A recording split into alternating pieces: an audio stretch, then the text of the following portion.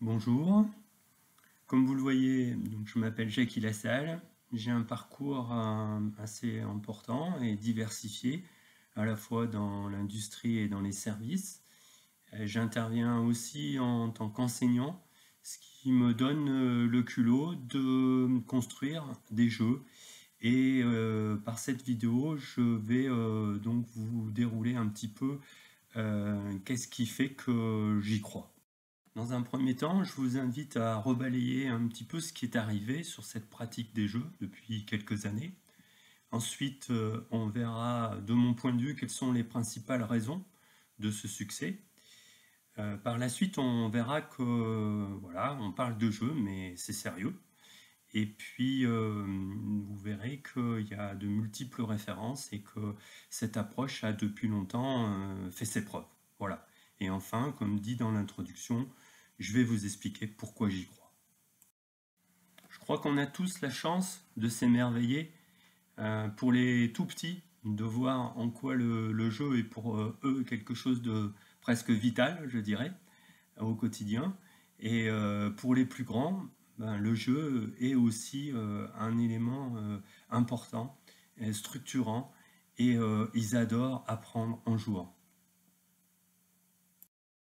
Devenus adultes, ils prennent beaucoup de plaisir à se détendre et à se lancer des challenges par le jeu. Il faut dire que l'offre est pléthorique. Chez moi, chaque réunion de famille se termine par un jeu. La ludothèque est fournie et chaque membre de la famille a son jeu préféré. Il y a juste un truc qui ne va pas. C'est souvent le même qui gagne, quel que soit le jeu. Et c'est pas moi, c'est vraiment ralent. Les jeux sont devenus un business à part entière. 110 000 visiteurs au Festival international de Cannes en 2010, qui l'aurait cru il y a quelques années en arrière? Les principales raisons que j'évoque ici ne sont pas de mon fait. Il y a de nombreux articles sur Internet qui traitent de ce sujet. Les principaux donc avantages pour ces jeux, c'est qu'en général, tout le monde peut jouer. Le jeu ne nécessite pas beaucoup de matériel, on peut le transporter facilement. Quand le jeu est réussi, c'est un moment de partage, un moment convivial. L'idée maintenant, le besoin, c'est que les règles soient vite comprises, voilà, qu'on ne passe pas trop de temps à lire des manuels importants. Et puis, c'est vrai que quand on est impliqué dans un jeu, le temps passe vite et on ne pense pas toujours à ce qui se passe ailleurs. Voilà. Tout le monde a envie de gagner. Il y a certains jeux voilà, très anciens, comme le Scrabble par exemple, où on apprend voilà, l'alphabet en jouant. Et puis quand un jeu plaît, on a envie de recommencer tout de suite. Vous conviendrez que l'adulte en situation de travail a lui aussi le droit de jouer. La recherche simultanément de son implication et du bien-être au travail font désormais partie des règles du management. Les principaux bénéfices pour le participant à un jeu d'entreprise est que chaque personne est active et non pas passive, que tout le monde est à égalité au point de départ du jeu, qu'on décide en équipe, mais qu'on peut se tromper sans conséquences dommageables, que parfois il faut savoir saisir sa chance.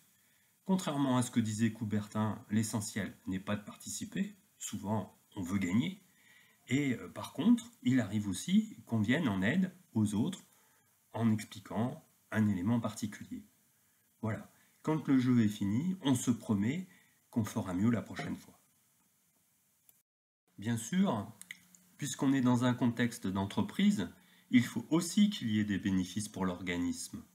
Les principaux bénéfices qui sont souvent identifiés sont le fait qu'on a une cohésion d'équipe qui se renforce, qu'on a une forme de compétition amicale qui se met en place entre les collaborateurs, qu'on casse les règles du jeu par rapport à du fonctionnement habituel, qu'il est constaté que la formation est nettement plus efficace, qu'on démontre pour certains acteurs des capacités comportementales tout à fait inconnues, Et puis tout ça milite pour une plus forte implication dans son travail, un plus grand respect de ses collègues et par voie de conséquence, une amélioration du bien-être.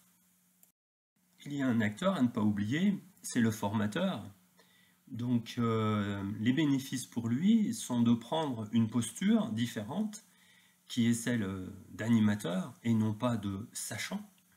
Il a très vite une compréhension assez discrète du point de vue de chacun, de l'implication, des niveaux de connaissance. C'est très intéressant pour gérer les situations qui peuvent être compliquées. La pratique du jeu gomme aussi les différences, qu'elles soient hiérarchiques, qu'elles soient de diplôme, qu'elles soient d'âge, d'origine professionnelle. Et puis le dernier point, c'est que le formateur est amené et sollicité sur des cas particuliers, des cas à problème, et ça renforce sa légitimité. Il existe de multiples acteurs concernant ces jeux d'entreprise, mais pour moi, la référence en France, c'est le CIPE, le Centre international de la pédagogie en entreprise.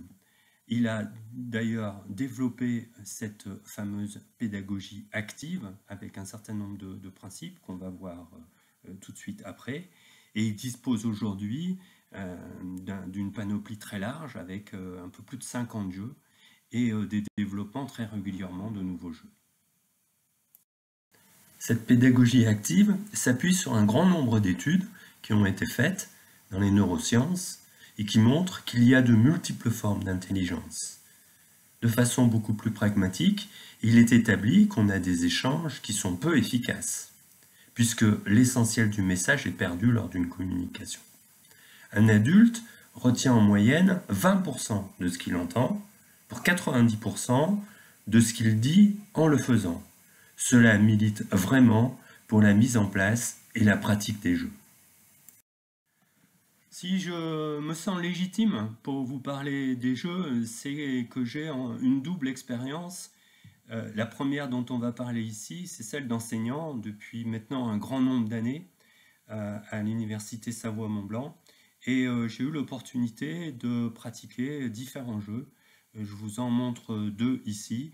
Mon domaine, je rappelle, c'est l'excellence opérationnelle, donc la gestion de projet avec le jeu Horizon du CIPE, et puis un jeu sur la gestion des flux qui s'appelle Logistica, lui aussi, qui fait partie du périmètre CIPE. Donc ce que je me suis aperçu, c'est que avec la nouvelle génération, voilà, on a du mal en fait à garder concentré sur des sujets un petit peu complexes. Les jeux, c'est vraiment une arme, je dirais, pour qu'ils soient impliqués. D'ailleurs, on constate un engouement tout à fait remarquable. Bon, bien sûr, en tant que formateur, on doit maîtriser à la fois le contenu et puis la gestion du temps. C'est parfois vraiment très important. Il faut, quand on construit lui-même le jeu, ce qui a été mon cas, il faut bien penser en fait aux apports pédagogiques, que le jeu ne devienne pas une fin en soi.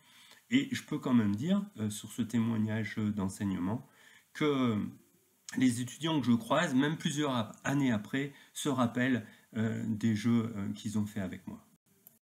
Je suis par ailleurs auto-entrepreneur et j'effectue des missions d'accompagnement d'entreprise pour leur organisation ou leur système qualité.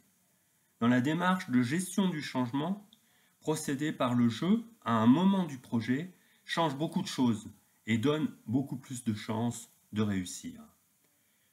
Cela m'a donc convaincu que puisque ça marche en famille, que ça marche à l'université, que les jeux, ça marche aussi dans les entreprises. L'envie d'apprendre et l'envie de progresser, elle est présente chez beaucoup de personnes, dans les entreprises comme ailleurs. Oublier pendant le temps d'un jeu les différences des responsabilités, des diplômes, etc., ça donne une ouverture à tout le monde. Dire qu'on peut apprendre en s'amusant, c'est une réalité. l'efficacité des formations qui sont faites en témoigne. Et puis, dernier point, les principaux jeux que j'ai développés sont dans le domaine de la qualité, des normes ISO, d'où le nom des jeux ISO Good. Et je me suis donc rendu compte que pour des sujets qui sont compliqués ou jugés fastidieux, procéder par le jeu, c'était vraiment une bonne opportunité. Voilà, comme je m'y étais proposé, je vous ai donc brossé un tableau un peu complet de la pratique des jeux, de leur évolution, des principales raisons du succès, d'après mes recherches et mes analyses, du fait que apprendre en jouant, c'est une chose sérieuse, que toute cette approche, elle a fait ses preuves, et que personnellement, j'ai de vraiment bonnes raisons d'y croire. Merci pour votre attention.